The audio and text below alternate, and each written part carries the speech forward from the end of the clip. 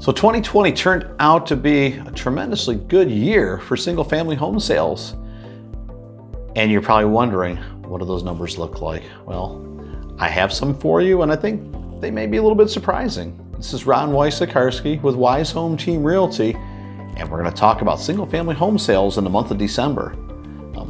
First up, when we take a look at December of 2020, one would think that it wouldn't be as good as 2019. Different year, troubled times, elections, uncertainty, COVID, holidays. What gives? How could the sales of 2020 in December be more than 2019?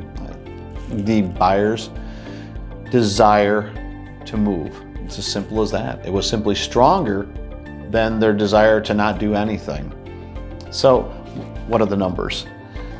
In December 2020, we saw a 17% increase in the number of single-family homes sold. Over 550 this year compared to about 475 in 2019. So it's a strong increase. And the median sales price is $280 compared to $240 last year. That's a 16% increase. These are strong, superior, more than double-digit returns to the increase side. So 17% on number of homes sold, 16% on the median. It's really strong. Would have been unpredictable 6 or 8 months ago, and yet here it is. When we look at the number of properties that were available during this time, this is what makes it even more interesting. We know that there was over 5,500 homes sold, almost 5,600 in 2020 for the whole year, compared to 52 and change for 2019. So 6% increase on the units overall, 9%. Well above the 3 to 5% that people would expect on a normal year, if there is such a thing as normal anymore, but a 9% increase on the median sales price as well. And how do we do that? Well, there's some numbers in here that I'm just going to read them because they're startling. In December of 2019, there were over 2,100 properties to choose from. So over 2,000 properties to choose from. In November of this year, 11 months later, there was still 1,400 and change that you could choose from. But by December of 2020, it was less than 1,300 properties that you could select from. So if you have 2,100 and now it's 1,300, it is a dramatic drop in the inventory of available properties to choose from. It's down 38%. Let me say that, 38%.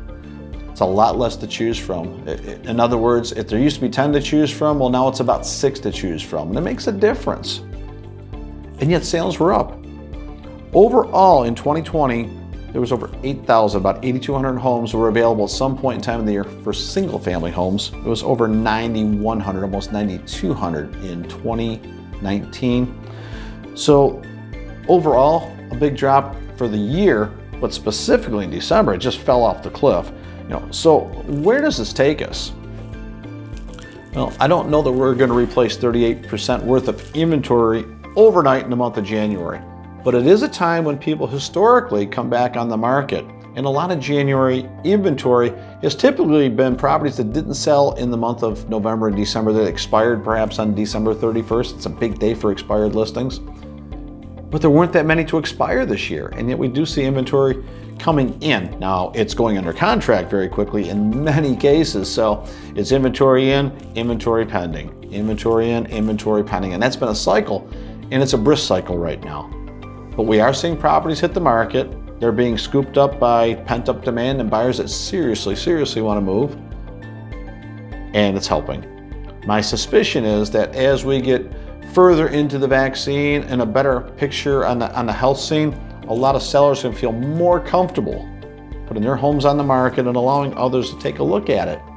It's interesting that many buyers are more than willing to go into properties that belong to other people, but we're hesitant to allow people into their homes, and one would wonder, where's the greater risk? It's not for me to make that decision for you, but it is interesting. I do see that there is a greater willingness to go on the market right now, and the conversations we're having with sellers is they are getting ready and they're doing the final cleaning and prepping to get the houses on the market. And I believe these sellers realize that while we may not be at the top of the market, it's certainly really good right now for a seller. And I don't see a time in the next couple of months where it's going to balance out so quickly that it will be a neutral market. It's definitely in the corner of the seller right now because there simply is not enough inventory. Now the rates are still super low and we expect that to continue with a gradual increase as we get to the back half of 2021, but there's nothing that I see as a leading indicator that tells me our market is going to do anything but continue. So for the foreseeable future, I expect inventory to gradually get higher, sales to continue to increase, so even those more available properties are going off the market, we may not make gains in continued inventory that remains unsold to choose from, but we do see it coming on and going off.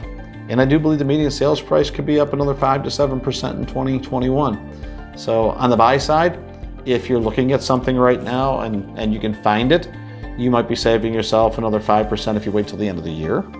The interest rates are lower than they'll likely be at the end of the year, so that's gonna be a savings as well. So even though inventory is super low and it's not a buyer's market, it may work out that you pay less than you do later in the year with a lower interest rate. You may actually net a better position by buying in a market that is absolutely weak on the buy side. So if that's counterintuitive to you, here's what I'll say. You can spend less money perhaps right now than you will later in the year and get a better interest rate, even though the sellers control the market.